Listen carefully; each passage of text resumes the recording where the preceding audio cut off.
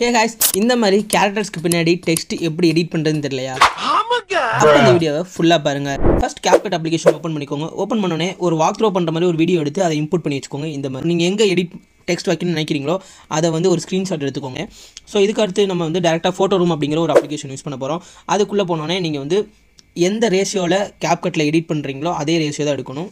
இப்போ லைக் பார்த்தீங்கன்னா நான் வந்து இங்கே 16:9 அப்படிங்கிற ஒரு யூடியூப் கவர் எடுத்திருக்கேன். ஸோ இந்த மாதிரி ஒரு ஃபோட்டோஸ் ஆட் பண்ணதுக்கப்புறம் வந்து டெக்ஸ்ட்டில் போய்க்கோங்க. டெக்ஸ்ட் போனதுக்கப்புறம் வந்து நீங்கள் என்ன டைப் பண்ண நினைக்கிறீங்களோ அந்த மாதிரி டைப் பண்ணி நான் வந்து இந்த மாதிரி வந்து அட்ஜஸ்ட் பண்ணிட்டு வச்சுக்கோங்களேன். இப்போ அட்ஜஸ்ட் பண்ணதுக்கப்புறம் நான் என்ன செய்ய போகிறேன்னா இங்கே கீழே ஆப்ஜெக்ட்டை கிளிக் பண்ணி எடிட் அப்படின்னு கொடுக்க போகிறேன். பேக்ரவுண்டை கிளிக் பண்ணிவிட்டு எரேஸ் பண்ண போகிறேன். எரேஸ் பண்ணோன்னே பார்த்தீங்கன்னா உங்களுக்கு வந்து PNG ரெடி ஆயிரும். ஸோ இதை வந்து நீங்கள் சேவ் பண்ணி வச்சுக்கோங்க. சேவ் டு கேலரி கொடுத்து. ஸோ இப்போ என்ன பண்ண போகிறோம்னா திரும்பி CapCut அப்ளிகேஷன் வந்துக்கோங்க. CapCutல வந்து பார்த்தீங்கன்னா நீங்கள் ஆல்ரெடி ஆட் பண்ணி வச்சிருப்பீங்க பார்த்தீங்களா வீடியோஸ், அதே இதை திரும்பி காப்பி கொடுத்துக்கோங்க. காப்பி கொடுத்துட்டிங்கன்னா திரும்பி கீழே வரும். அதை வந்து கீழே ஜஸ்ட் செக் பண்ணிங்கன்னா இந்த இடத்துல ஓவர்லேன்னு இருக்கும். அதை கிளிக் பண்ணிவிட்டு ஓவர்லே ஆட் பண்ணிக்கோங்க. இந்த மாதிரி கீழே வந்து அதே வீடியோ தான் அதுக்கு கீழே வர மாதிரி ஓவர்லே செட் பண்ணதுக்கப்புறம் திரும்பி வந்து அந்த ஓவர்லே ஆட் பண்ண பார்த்தீங்கன்னா ஒரு வீடியோ அதை கிளிக் பண்ணிங்கன்னா கீழே வந்து பார்த்தீங்கன்னா இங்கே கட் அவுட்னு இருக்கும். அதை வந்து ரிமூவ் பேக்ரவுண்ட் அப்படின்னு நான் கொடுத்துருக்கேன். ரிமூவ் பேக்ரவுண்ட்னே ஒரு ஜஸ்ட் ஒரு 2 செகண்ட்ஸில் வந்து ரிமூவ் ஆயிரும் பேக்ரவுண்டு.